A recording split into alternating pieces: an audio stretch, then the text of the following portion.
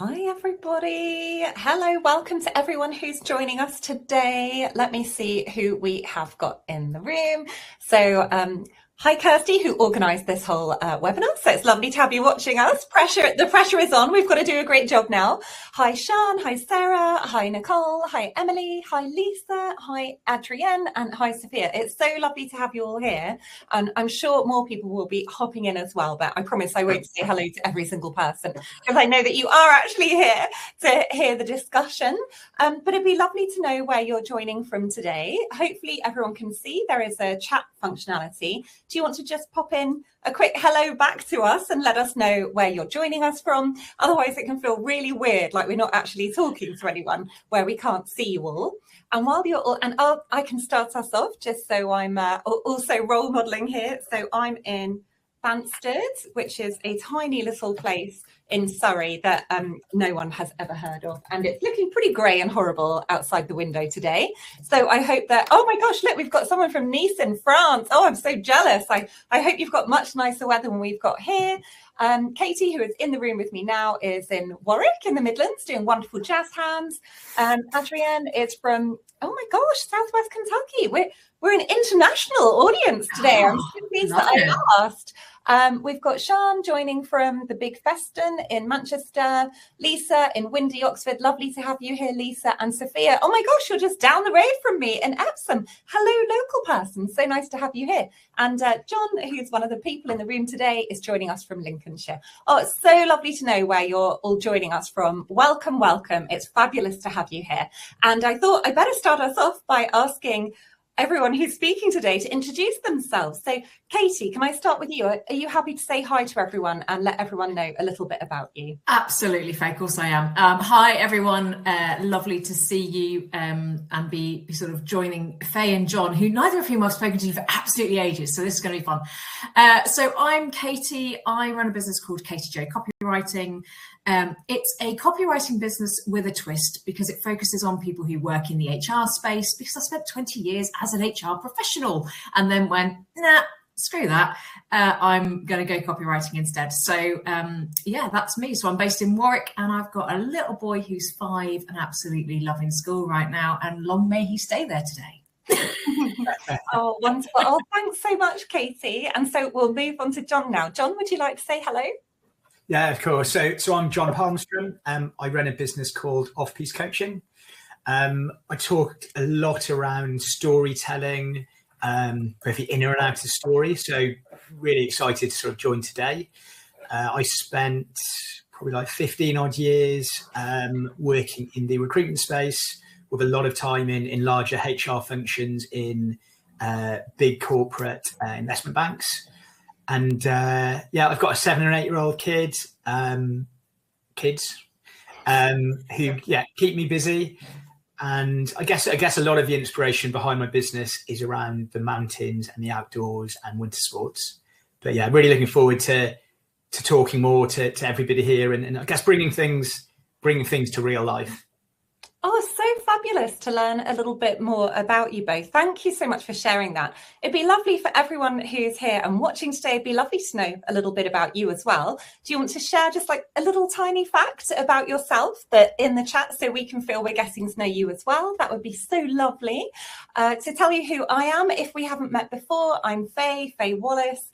I'm a coach who specialises in coaching HR professionals, and I have a leadership programme especially for HR professionals called Inspiring HR. And as well as that, I've also got a podcast called HR Coffee Time, and I'm also the creator of, I should have been organised and had this ready already. Essentially. Oh, that's looking good this time, Faye. Oh, thank you very much, Katie. Thank you. I've seen the latest one. It's looking really good. Oh, thank you very much. So, well, I won't start talking about the planner too much because we're here to talk about personal branding instead. And I'll start us off by diving in with the very first question. So, Katie, I'll come to you first and then I'll move to John. What do we actually mean by personal brand and why does it matter when you work in HR? Because I'm sure some people listening will be very familiar with what personal brand is and why it's important. And there'll be loads of people who are thinking, not really sure. It's just this buzzword that's bandied around all the time. Thank you very much. Kirsty has just said you're welcome to talk about the planner because it's amazing in the chat, just FYI. And actually is probably an important part of your own personal brand, Faye, so you probably can, talk about it. Thanks, Katie. Thank you so much. Thank you very much, Kirsty. So what do we mean by personal brand? So for me, personal brand is about how you are recognised. And when you're running a business, you sort of know that you need something unique about you, a reason why people come to you over somebody else. Sometimes it takes a bit of a time to actually figure out what that is, but you kind of know you need it. Whereas I think particularly when you're in-house, that sort of idea of a personal brand kind of goes by the wayside because you're so busy doing the do and kind of being in the business that you're working in. But for me, it's very much about what do you get recognized for? It's who are you, not just in that business, but actually outside of that business. How do you, what do people know you for and understand you for? And the reason it's important is because it's what helps you influence. It's what helps you get that next step up. It's the piece that gets you talked about in the rooms that you're not in. And the best example I've got is I had a business once where they used to do pay reviews and all of the senior managers would get together with their recommendations for people for promotion. And I stopped one because literally nobody in the room had an opinion on that person. The only person, and even the person who was representing them, didn't really know who they were. So I'm like, if you don't have enough that somebody can make a concrete argument about that's that person, that's why you need them, your personal brand isn't strong enough. Fabulous, fabulous. Thank you so much for starting us off, Katie. And John, I'll move on to you. Would you like to share what your thoughts are about it? I think it's one of these personal brandings. I think it's maybe a slightly often overused word, and I think there's been a bit of rebellion about and there's people out there who charge lots of money to improve personal brand, etc. But I think, as Katie said, I see it as sort of like, what is the story you're telling? Like when people think about you, when you the classic line, when you're not in the room, like what is it people say about me? What is it people say about you? And the example about sort of promotion round tables, like I've seen that as well, and like lots of my clients, I've seen it firsthand, like that sort of impression that people have of you, whether it's true or not, whether it's based on you being good or bad or average at your job. The only thing that really matters is other people's perception. Like perception is just so powerful. And so for me, this idea of personal brand, there's something about taking ownership of that and just thinking like, what do I want to be known for? What do I want other people to think about me? And because if you don't, you can, and I've seen real life examples where people work incredibly hard. They're really good at their day job, really good at delivering, and work's very good at nudging us to keep doing that. But then if people don't know it, and I always say people cannot read your mind. If people don't know what you're doing, it's really hard to get recognition.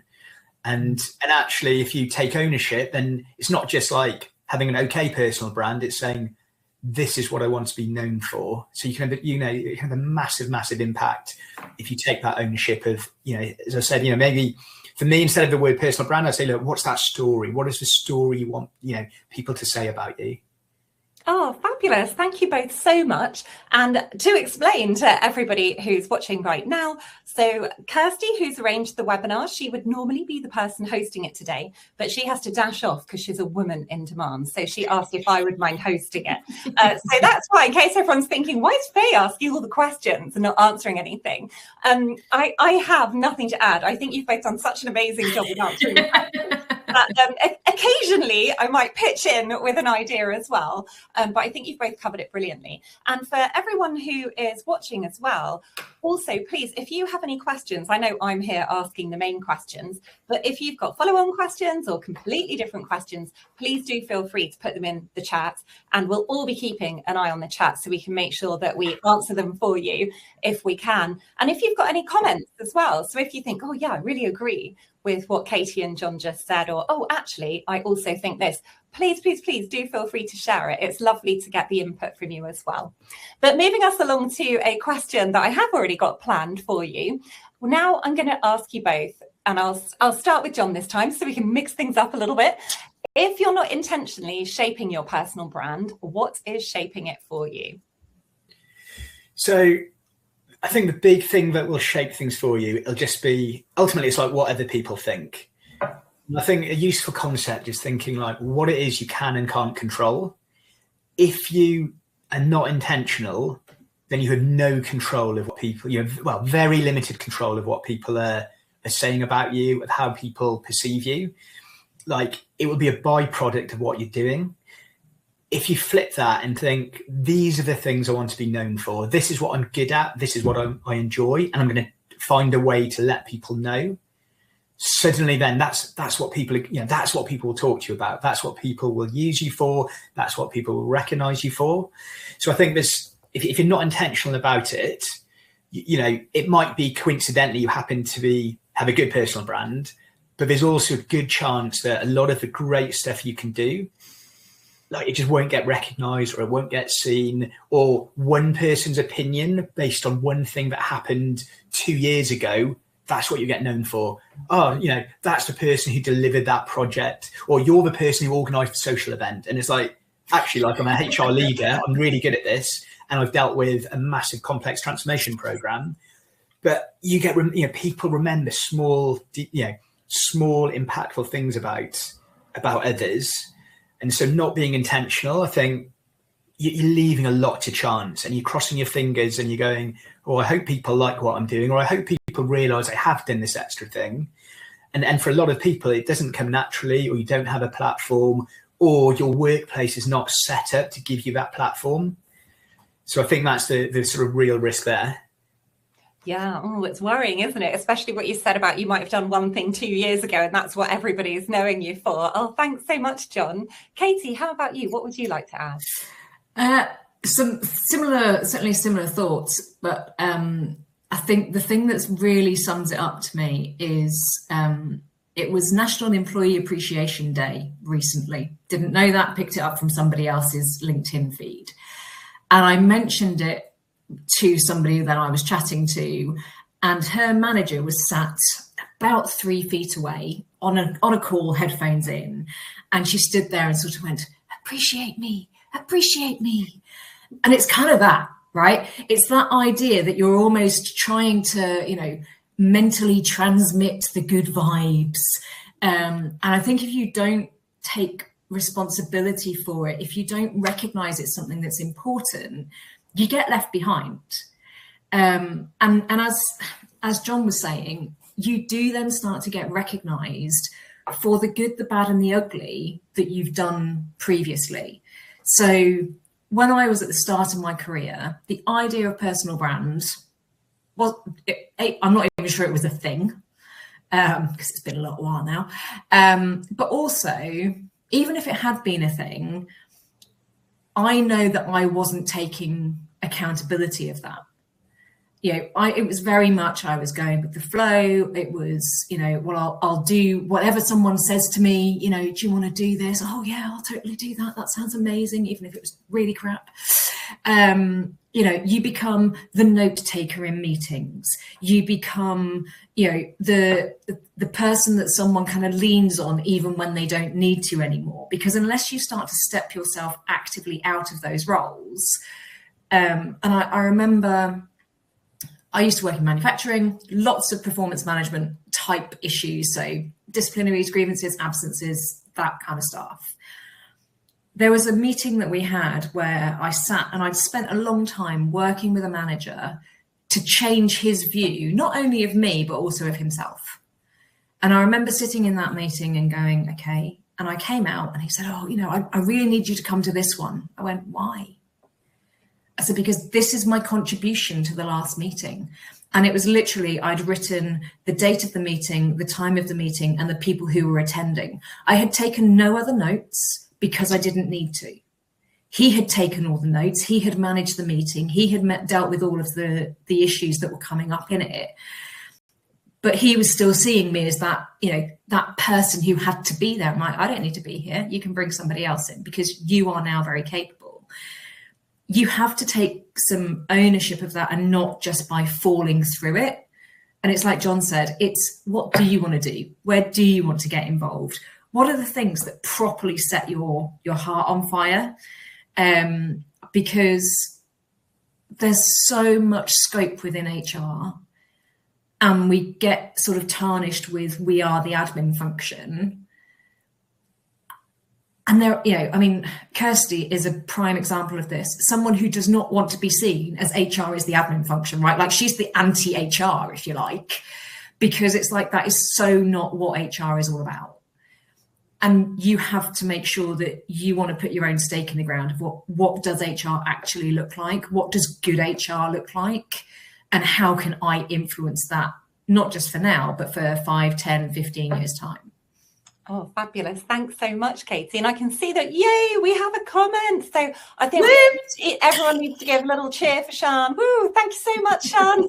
Very nice to know we're all not talking into the void. So Sian has said, I think we weren't taught about how everything connects to your personal brand, what you say, what you do, and how you show up. And those 3 things have to be in alignment. Otherwise, you'll be seen as inauthentic. Oh, so insightful. I feel like I'm used to using Zoom where you can do like emoji reactions. I feel like I need to do my own, light bulbs going off, Sian, as you're sharing that with us. Thank you so much. That's brilliant. Hopefully the extreme excitement that we have a comment will help encourage other people to contribute in the chat as well. That's wonderful. Brilliant insight. As far as my thoughts are concerned around, so the question I asked was, if you're not intentionally shaping your personal brand, what is shaping it for you? I think the thing that really stands out for me from that is this idea of intentionality. And so what do we all want our personal brands to be? How do we all want to be seen at work? And I think if we don't ask for feedback from other people, we have no idea what our personal brand actually is. And it's actually an exercise that I use quite a lot with my coaching clients, is to ask 5 people around them who they work with, or if they're a bit scared, I let them just do 3, and say, which words do you think best describe me? And do the same activity for yourself and see if there's overlap. Often there is a lot of overlap, in which case, okay, how I see myself is how other people are seeing me. But often it can be a really positive. In fact, it's normally a very positive activity, because you may be getting feedback that you're further along with where you would like to be in your career, or with how you're showing up to other people, than you necessarily realize you are. So coming back to that idea of intentionality, I would love to invite everybody, so that includes you, Katie, that includes you, John, and me, to all share one thing we would like to be known for in the chat. So one thing that we would love people to be saying about us when we're not in the room. So not necessarily when we're hopefully when we're in the room as well, but what positive thing? So a really easy one that I could put to me is, I really want people to think I'm friendly and approachable. I don't want to be intimidating. And I'll go off on a tangent here, go on forever. Another thing is, I really want people to know that I have quite a lot of expertise around strategy and being strategic. So there are other things as well. So it'd be lovely to see. Let's see. Here we go. Kirsty, what have you put in for us? Oh, and sorry, Sophia. Yay, there's another person in the chat. Thank you so much, Sophia. So Sophia said, hang on, it's going too fast. I'm in a new, oh no, you're all doing a wonderful job of going in the chat. So now it's moving really quickly. Here we go. I'm in a new role, which is the first HR appointment for the company. And so I feel I'm having to manage my personal brand and the HR brand for the world at the same time. Gosh, that is such a brilliant insight, Sophia. That's so true, isn't it? I was going to say, I wonder if we could come back to that one actually, Faye, in a minute, because I've got a couple of thoughts on that. That's how insightful it is. Katie's fizzing with thoughts already. We can definitely come back to that. And Kirsty said that would be an excellent exercise to do. I suspect I might hear the word goth a lot, but I have intentionally cultivated that over the past few years, because A, it's genuinely who I am, and B, people remember it. Brilliant. Thanks so much for sharing, Kirsty. Sian, Kirsty, I would go with absolutely authentic. Jem, yay, hi Jem, lovely to see you in the chat for the first time. Welcome, welcome. Would love people to think I add value. Ooh, that's fabulous. Sian, thank you for joining again. Mine would be true to my word and embraces individuality. Sophia has shared strong moral compass and strategic. Oh, Leela, I know Leela. Hi, Leela. Thank you for joining. She's put, mine is fair to all and care in the right way in the business.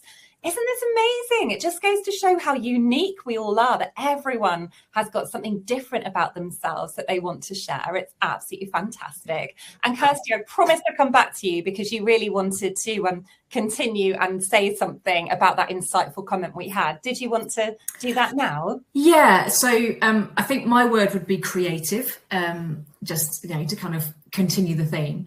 But the thing I'm sort of reflecting on Sophia's comment of, new in role, it's also new to kind of have HR within that space. And I've been in that situation where HR is a new concept to people.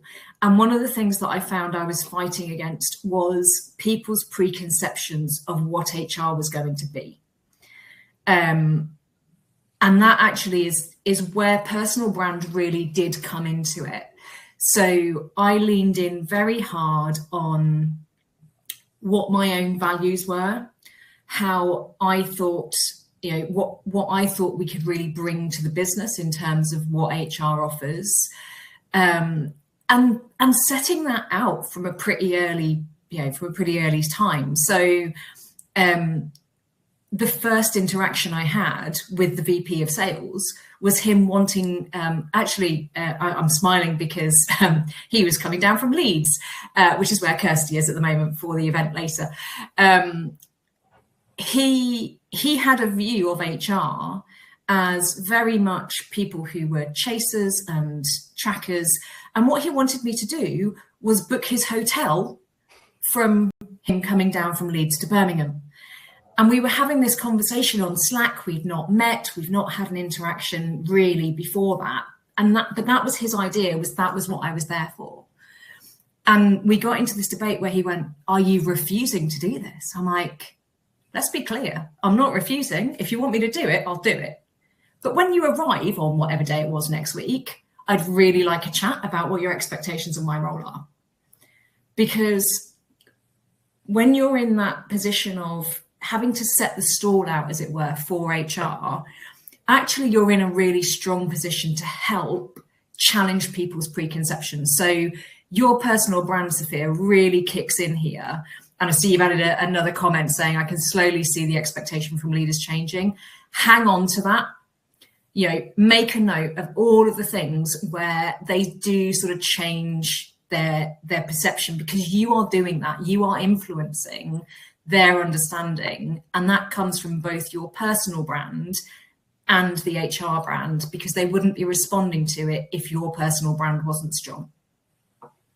Brilliant, wonderful. Well, thank you so much for diving into that comment for us all. That's wonderful to hear, Katie. And I can see that Emily has also shared she would like her personal brand to be honest and kind. So thank you for sharing that with us.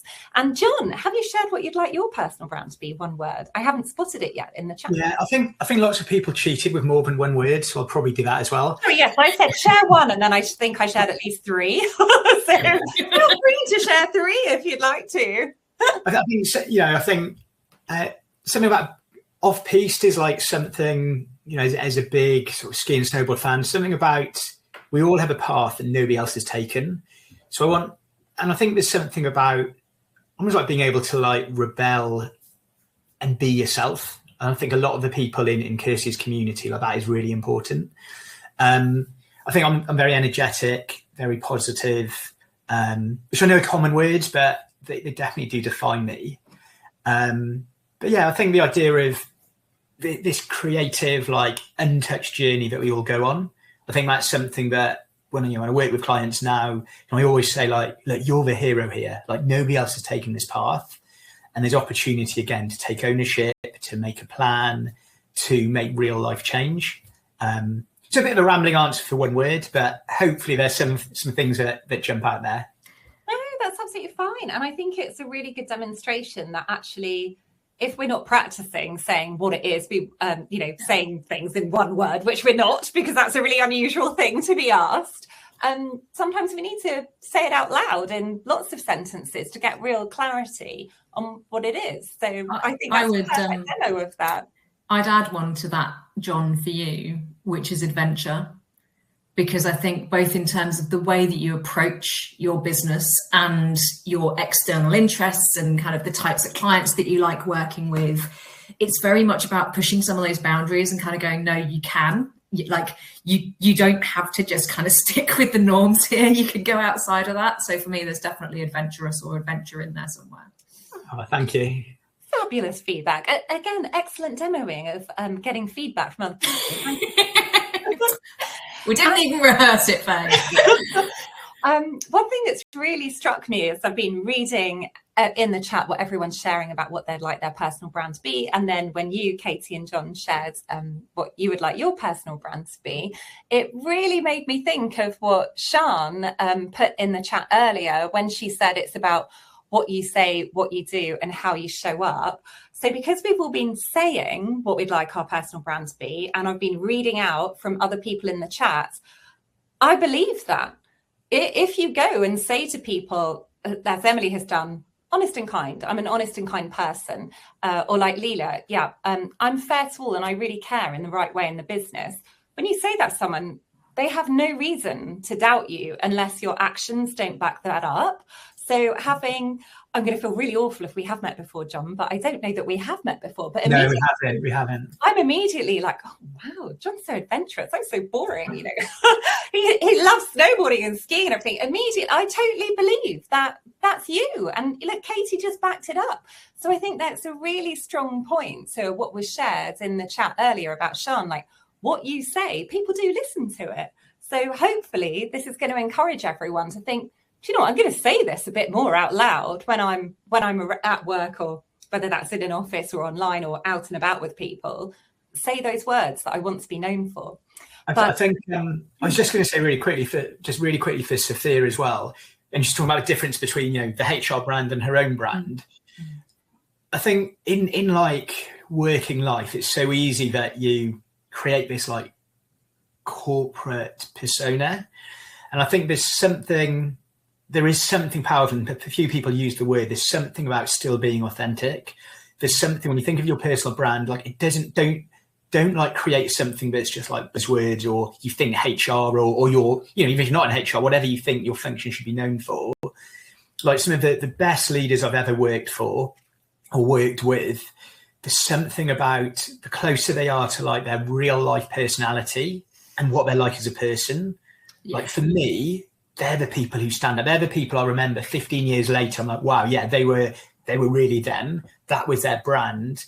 And part of that brand was being human. So I think, you know, for, you know, when you're in a new, you know, first person in a HR function, for example, they don't have to be two completely separate elements. Like your personal brand and what HR are, they're going to be intertwined. So, you know, the closer you are to what's important to you personally, that's going to strengthen that story and convince people about your credibility and about why you're going to make an impact. Okay, fabulous. And I can see you're generating lots more comments, John. So what have we got here? So Sian is saying that comparison tendency can also get in the way of us owning our brand and how we show up. She's also said professional, quote marks, doesn't actually have a universal definition. Yeah, I wholeheartedly agree. But we show up in the way that we think we should in a lot of instances. Yeah. So true, so true. And okay, whoa, another comment, Sophia. When I ask to meet with people and they say, ooh, HR is asking to meet with me, I always remind them that I'm not just HR, I'm also a person. Thanks for raising that, John. Yes, absolutely. If it makes you feel better, Sophia, I had someone do a sign of the cross when I walked towards them once when I worked at HR. So thank you so much. I'm just because they knew that I worked in HR. So yeah. Clearly, I haven't done enough my branding. Sorry, Katie. I didn't mean to cut across you there. I was going to say one department I worked in was referred to as the witch's coven when I first arrived. I think that's Says it all. I think that's what they thought with me. Yeah, clearly I needed to do a lot of work on my brand. Right, coming back, I have actually got questions. I know I'm going completely off piste here, so I'll come back to questions for poor John and Katie. It's fine. We're just making it up as we go along. We're all good. So here we go. Is personal branding in HR about visibility or influence? John, shall I go to you for this one first? So I think, in terms of influence, if you don't have a personal brand, it's incredibly hard to persuade people to listen to you, to implement change, to build relationships. I think visibility, again, is a broad term, and there's different types of visibility. Like, there's digital visibility, like you're on LinkedIn all the time, etc. I think it's useful to think about like what visibility is most impactful. So, when I work with a lot of people in leadership roles, or people starting new roles, or people looking at getting promoted, I think it's really useful to think of like, who needs to know me? Who do I need to be visible to? And again, Katie's example about promotions, and I've seen this in so many, like so common. Like, if you are going to work for an organization, and there'll be recognition and there'll be promotions and pay rises, which is a big factor when people go to work. Like, who needs to know who you are? Like, who is going to be in that room? Because if in that room people cannot say anything about you, that can't influence like how successful you are. So I think they're sort of intertwined, but I think without people knowing who you are, influence is incredibly difficult. Without building a relationship, which starts with how people perceive you, I think you'll get frustrated. Fabulous. Katie, is there anything you'd like to add to that? I think there's a lot to be said about relationship here, and that's sort of what we're talking about, right? So the visibility, it's not about how many people know your name. It's not about whether or not people do this when you kind of walk down, for those of you who are, not privy to the screen, I'm holding up the sign of the cross, like Faye did just now. It's not about those reactions.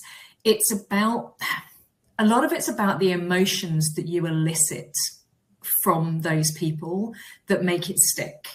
So that visibility isn't necessarily about whether or not you're incredible at a particular part of your job. It comes down to, I think it's the Maya Angelou quote of, it's not what you say, it's how you make people feel. There's a huge amount to be said for that in HR. So we typically have to deal with some pretty tricky situations, right? We do. Making people redundant, never a role that people want to be doing. It's one of those jobs that is part of being in a large corporate structure typically. But how you make people feel when you go through those types of experiences are the ones that carry you through. So I went into a business, had a lot of there were some challenges in terms of legacy staff and legacy systems and processes and that kind of thing, and we had to go through some pretty tough changes to actually kind of hammer all of that out. I haven't worked for that business for quite a long time now, and I take pride in the fact that there are people who still come to me from that business asking for my opinion, for my thoughts, for, do I know anyone who? Because even though we were going through a pretty tough spot, the way that I dealt with them was the important thing to them. It wasn't the process that they were going through. It was actually how they were supported on, through that process and what our relationship was all about. So for me, that visibility isn't even just with senior leadership. It's with everybody. It's with how you handle certain situations. And those are the things that make your personal brand. It's recognizing when you push back on something because actually it's challenging your moral fiber. When you look at a grievance and go, this is a witch hunt. and you do something about it rather than going, well, that's the process and it's what I've got to do. Being able to stand on those, on those values of your personal brand are really important. And when you aren't able to do that, what you end up with is actually you head towards burnout a lot quicker. And for me, that's one of the reasons personal brand is so important, is because when you're able to go, this is who I am, this is what I stand for, and no, that's not acceptable, actually you're looking after yourself as well as your business. And looking after yourself is the most important part of having a personal brand, is knowing what the hell you stand for. Powerful words, powerful words. I can almost feel everyone just soaking in the wisdom, Katie, soaking in the wisdom. Really taps in with what John was saying about that authenticity as well. Yeah, massively. Thank you for sharing those stories and those thoughts. So I have the next question for you both now, which is, how does your personal brand affect your access to strategic conversations? I'll switch it up again. So exciting for everyone. Who am I going to ask next? So, Katie, would you like to answer this question first? I was going to say, I think you should answer this one first, Faye. Yes, I'm like, nothing to add. They're doing too much of a good job. Too much of a good job. But I will happily answer it for you. What does it give us in terms of... Say the question again, so I've got the bit clear in my head. You know what? It's fine. I can actually answer it. It's really unfair, isn't it? No, I did have an answer. It's awful when mine goes blank, isn't it? Don't worry. I will read it out again so everyone can hear it and I can remember what I'm asking. So it's, how does your personal brand affect your access to strategic conversations? And I think this question is probably there as well, because there's such a strong narrative or story, as John was talking about everything being in stories earlier, around the idea that it's really important that HR professionals are seen as strategic. It's really important because it also means we get a seat at that top table. So that's where this question is coming from, really, when it comes to, how does your personal brand affect that? I personally think it hugely affects that, because it's not just about your job title. You can absolutely be invited into strategic conversations when you're seen as that credible person, that person whose opinion is valued, who's seen as being a strategic thinker, is seen as being a problem solver, is seen as having a really good understanding of the organization. So I think that this question actually, what it makes me think about is, yes, it's really important we think about what do we want to be known for, but in the context of our careers, and specifically HR careers, when it comes to progression, if you're thinking, I actually really want to step up to the next level, I'd like to be an HR director, or I'd like to be a chief people officer, then that strategic piece is really important. So there's something here about having a personal brand that is aspirational. It's something you're working towards. So when you recognize, actually, I think I need to make sure people are seeing me as strategic because I want to be invited to be in those conversations. It may not be my brand right now. Well, what can I do to plug the gap? What can I do to plug the gap? What are the things I could be doing right now to be seen as more strategic? And actually, it feels really weird as I'm talking about this, because I didn't used to be strategic at all. But when we were all describing ourselves and saying, what do we want our personal brands to be? I said, I want people to think that I'm strategic and that I know a lot about strategy. And I would say 12 years ago, I knew nothing. I didn't even know what the word meant. So I've had to really consciously go about plugging that gap, whether it's reading lots of books, going on courses, going to webinars, speaking to strategy experts, teaching about strategy as well. All of those little things have built up so that hopefully, fingers crossed, people who do interact with me would now use that phrase. So now I have to say to you, Katie, was that okay for an answer to the question?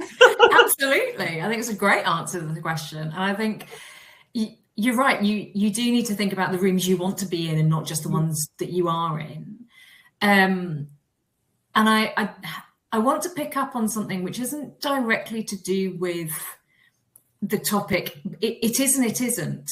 But it's a conversation I've had recently, which is we're all talking about this, and I think it's fair to say the three of us in the room are probably extroverts. I just want to tackle this question from an introvert perspective, and I'm going to give apologies to Sam Shepherd if I now get this wrong. But she was one of the speakers at Evolving HR, and she gave me a lens on introversion that I've never really considered. So there's also a piece here that I want to tackle in terms of personal brand as an introvert, because it's very easy to go, oh, you've got to be in all the rooms and have all the conversations and kind of stuff. The piece about personal brand, I think that's really important, whether you're extrovert or introvert, is presence.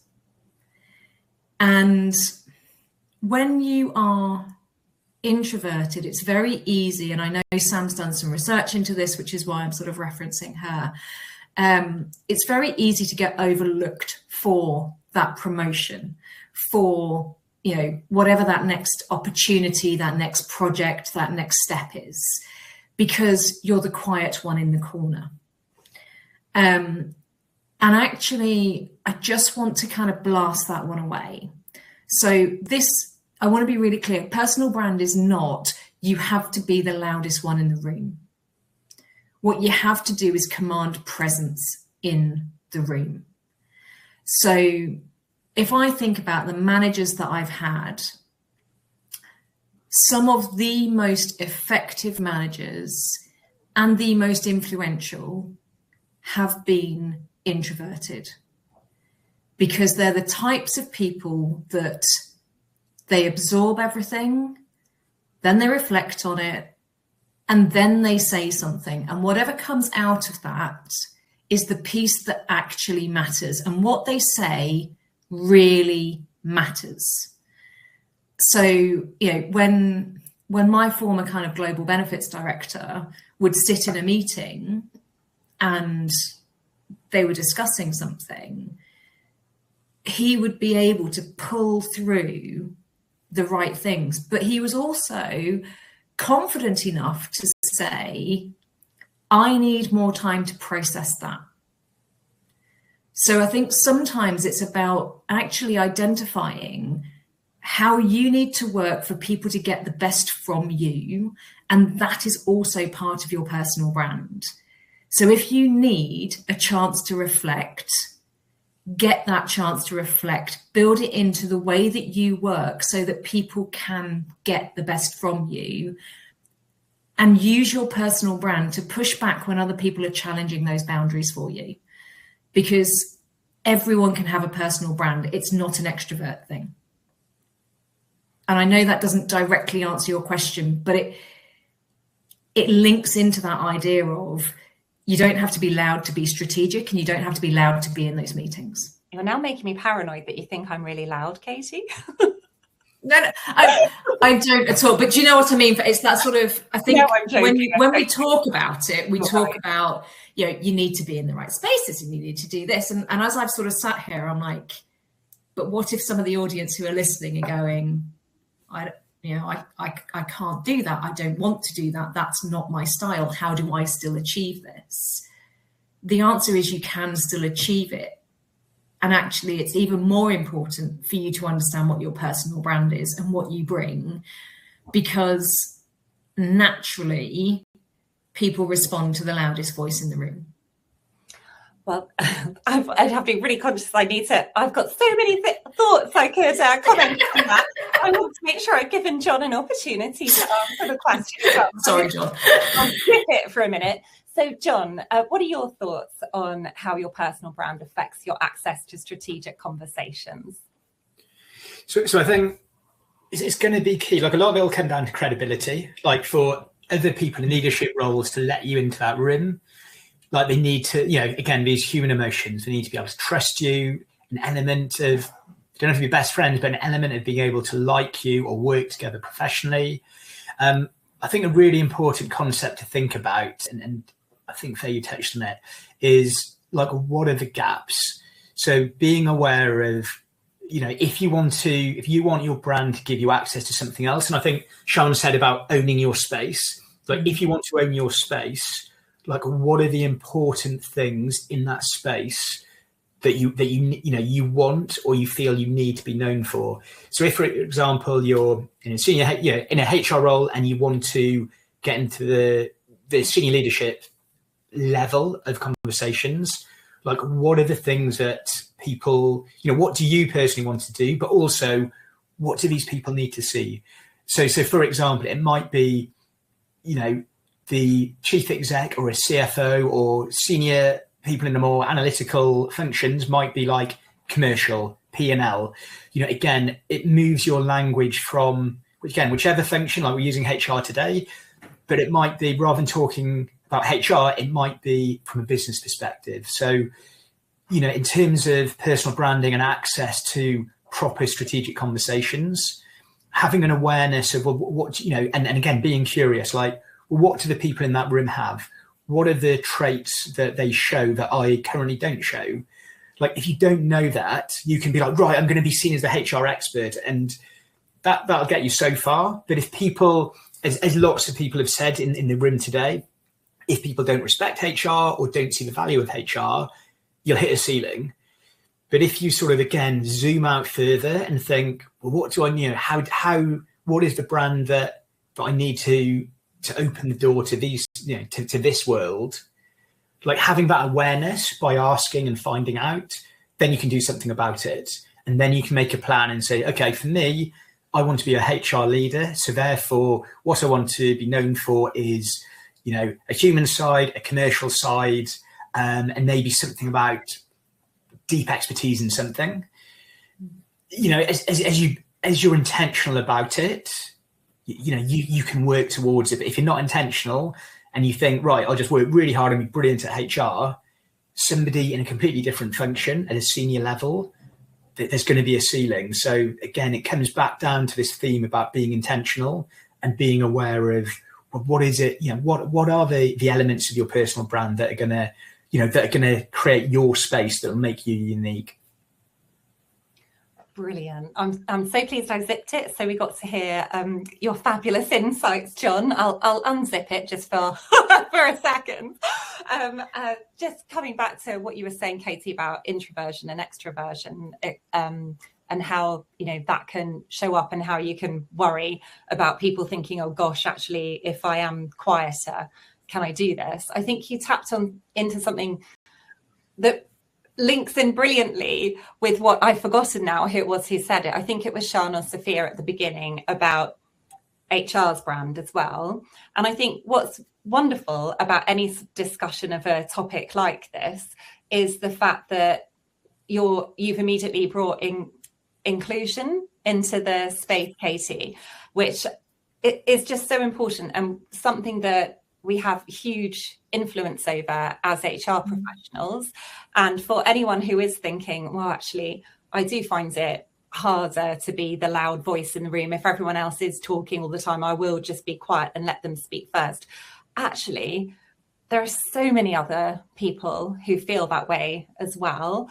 And there are so many things that we can be implementing throughout the whole workforce that means that everybody gets more of an opportunity to actually be conveying their strengths, the benefits that they bring to the team and to the organization, and to make their personal brand more visible as well. Whether that is like, I know Amazon, for example, in all their meetings, everyone is given time at the beginning of the meeting to read through any materials that would normally have been sent out in advance, so that everyone's got time to absorb it. And then every single person is asked for a contribution rather than it just defaulting to the loudest voice in the room, for example. So I'm not saying everyone needs to do that at all straight away, but I think there are so many practices that we can suggest and weave into our workplaces to make sure that it's not just us who are trying to focus on developing our personal brand so that it's acknowledged and is what we want it to be, and people can see that. We can make sure that we're putting things in place for everybody else as well. So that's what I just wanted to add, again, going totally off beat.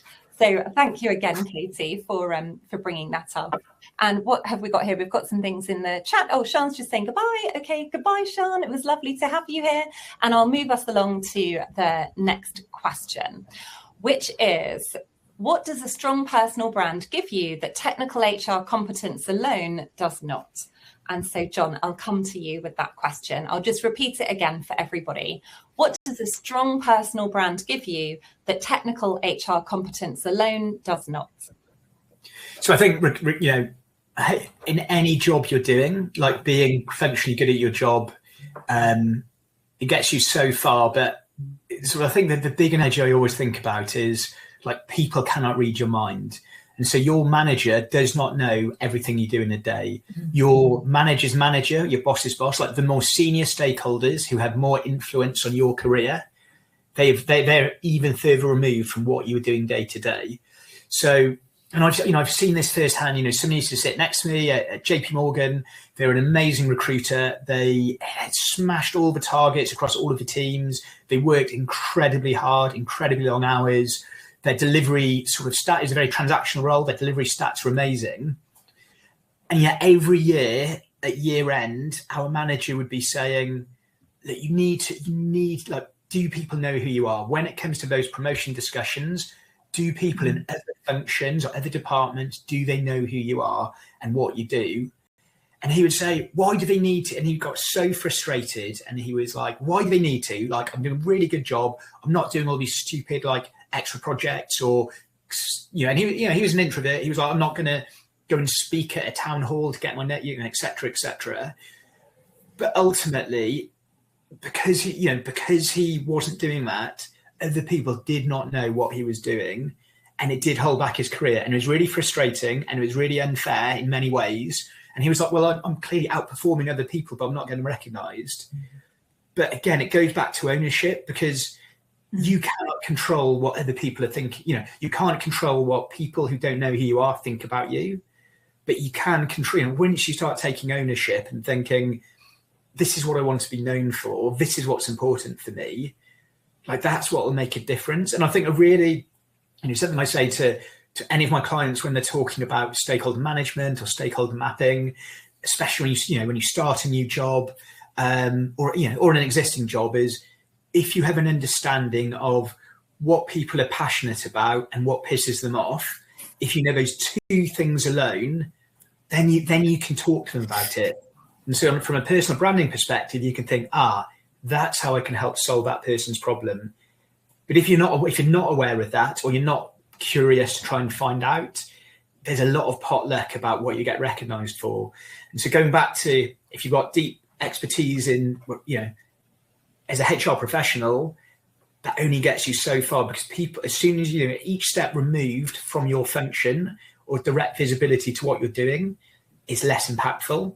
So being aware of that, I think, is really powerful. Now, saying all of that, there might be something around if you're brilliant at something to do with HR, absolutely make that part of your brand. Like, whatever your expertise, make your expertise part of it.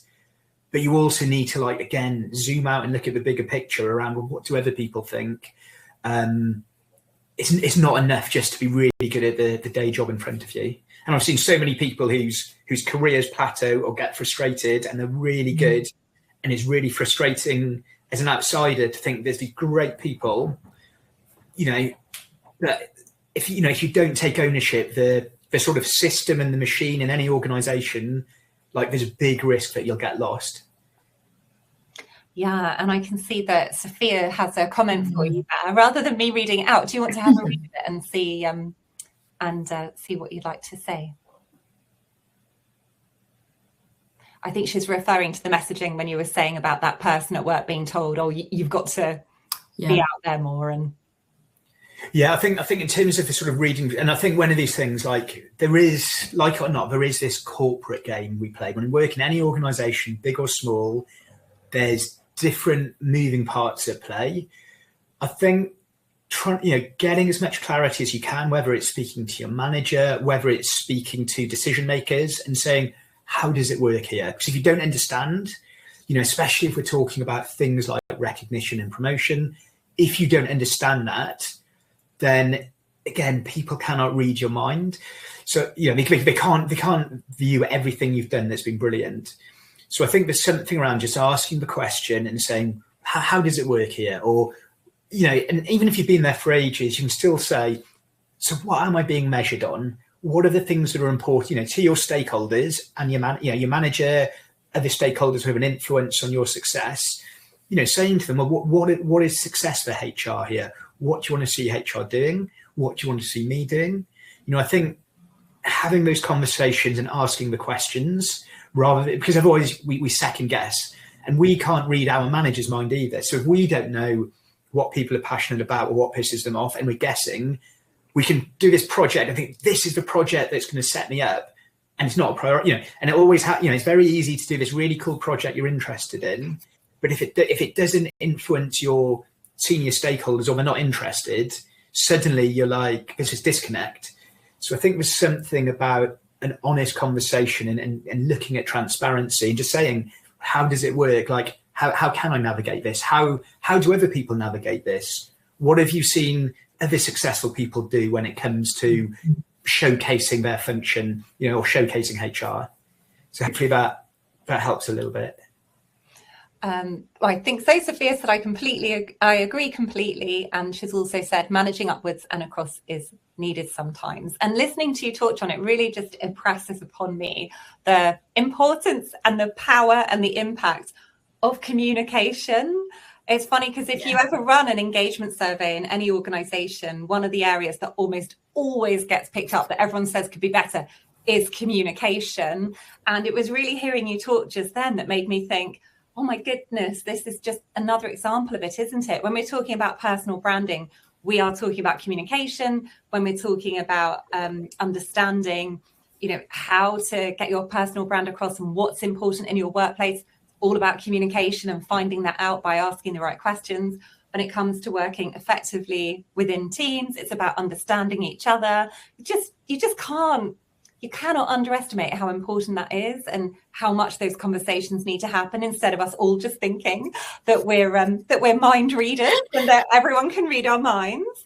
And so although I had a whole load of other questions, as always, it's just been wonderful going off on side quests and tangents today, but so fabulous as well. Thank you everyone watching for getting involved in the chat as well. Before John, Katie and I say goodbye to you today, we would love to know what is one thing that you're taking away from today, or one thing that you found interesting from the conversation.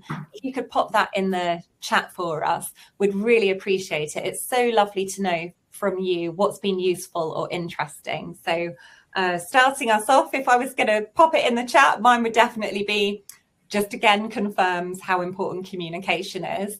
While everyone else is having a think, Katie and John, and going to kindly put things in the chat for us, hopefully.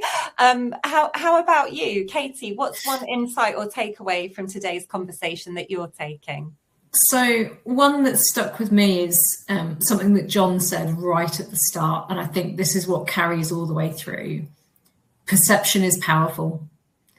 So how you are seen, how you want to be seen. So not just your own perception of yourself, because actually a lot of the time you'll find that other people perceive you in a much brighter light than you perceive yourself. And it's tapping into that. And I think understanding how you come across and what that perception is really is powerful, and owning your personal brand is the stepping stone to kind of getting wherever you want to be. It doesn't matter whether that's in HR or not in HR, whoever it is. So yeah, that perception is key. Fabulous. Thank you so much. And bang on the dot of 2:30 then. No one's put it in the chat. I'll quietly cry to myself, but hopefully... Well, they are now. They're coming through. They're coming through. Yay!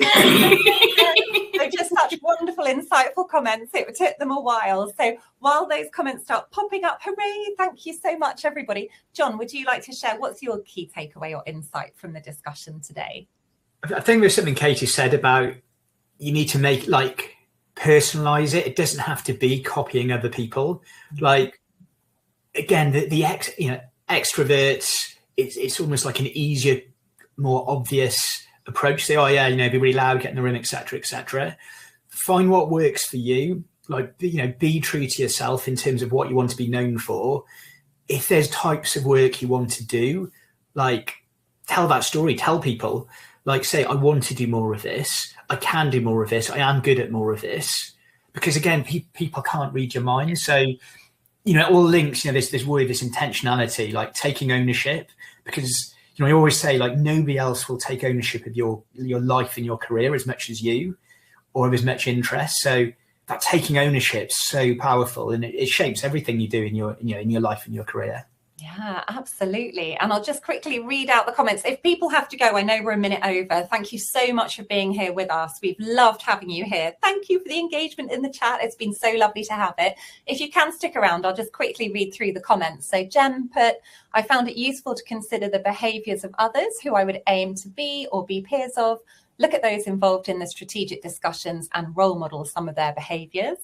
Fabulous. Thank you for sharing that with us. Katie's giving you a in there. She's clearly agreeing with that. Emily, making me rethink about how I'd like people to perceive me and how to be intentional in showing that. Good exercise as I'm still working on creating my website. Ooh, fabulous. Good luck with the website, Emily. I hope it's going to be brilliant.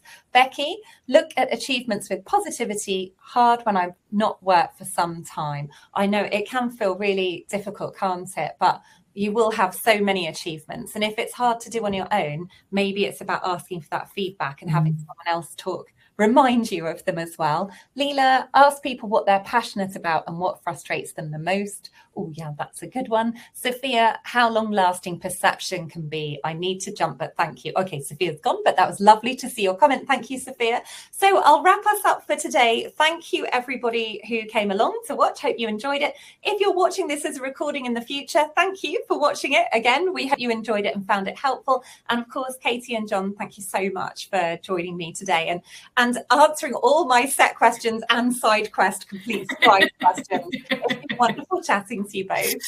And you, Faye, thank you for hosting. It's been brilliant. Thanks, Faye. Thanks, Katie. Thanks, everyone, for joining. Bye, guys. Bye, everybody. Bye.